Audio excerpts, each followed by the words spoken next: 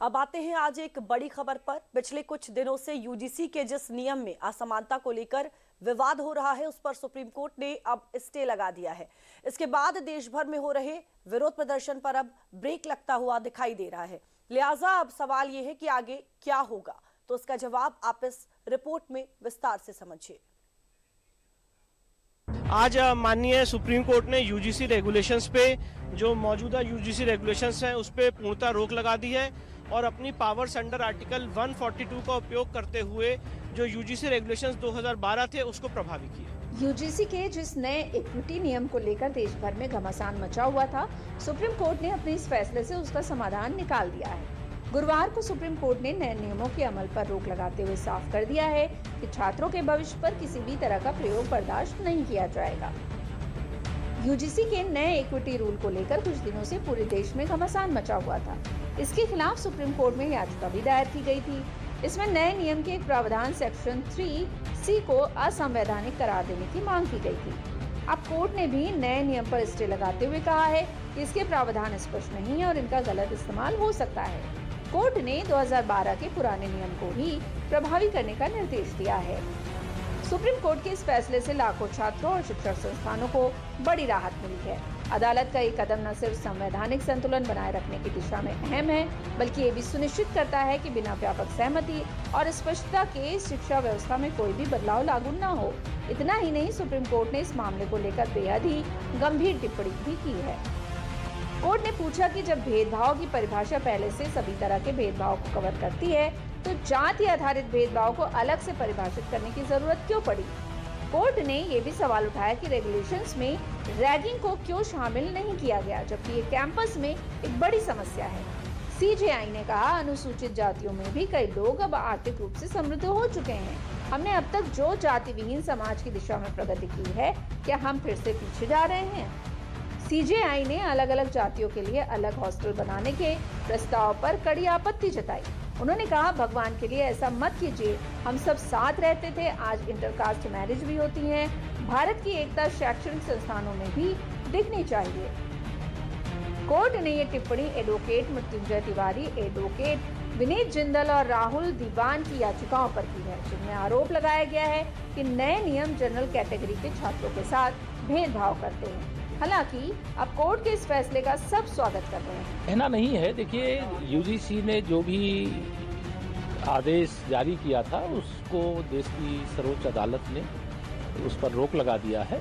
इसलिए इस संबंध में माननीय न्यायालय के द्वारा दिए गए किसी आदेश पे कोई टिप्पणी की आवश्यकता नहीं। जो आदेश होगा उसका सरकार पालन करेगी। कोर्ट न्यायालय ने जो निर्णय लिया है, न्यायालय को कोटिशत धन्यवाद, क्योंकि नरेंद्र भाई मोदी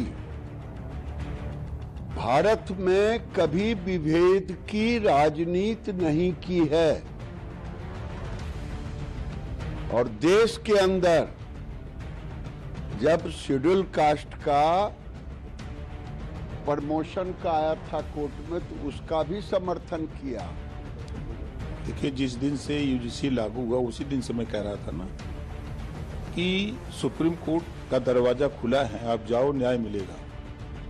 उसी दिन से मैं कह रहा हूँ, सरकार भी आपके पक्ष में है। सरकार ने भी ये कहा कि हम केंद्रीय शिक्षा मंत्री ने भी कहा कि हम कमेटी बना देते हैं, 15 दिन में जो रिपोर्ट आएगी, जो संशोधन करना होगा कर लिया जाएगा, जो रिपोर्ट कहेगी, जो संशोधन आएगी।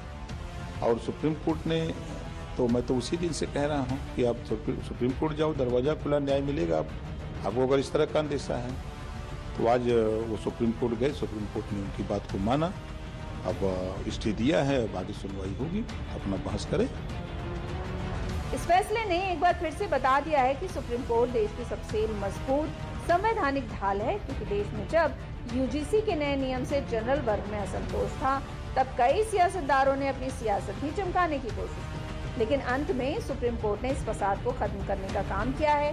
अब कोर्ट ने इस मामले में एक कमेटी बनाने का सुझाव भी दिया है, ताकि किसी के साथ भेदभाव न हो।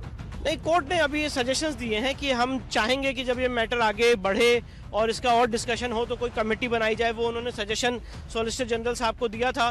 तो आज तो कोर्ट ने जो हमारी तीनों रिट याचिकाएं थीं, जो और हमारे पक्षकारों ने भी दायर की हैं, राहुल दीवान की तरफ से याचिका दायर हुई है, अनुभव पांडे, रूबल पटलिया, संजय दीक्षित, इन सारी याचिकाओं पे कोर्ट ने आज नोटिस जारी किया है और यूजीसी रेगुलेशंस पे पूर्णतः रोक लगाई है।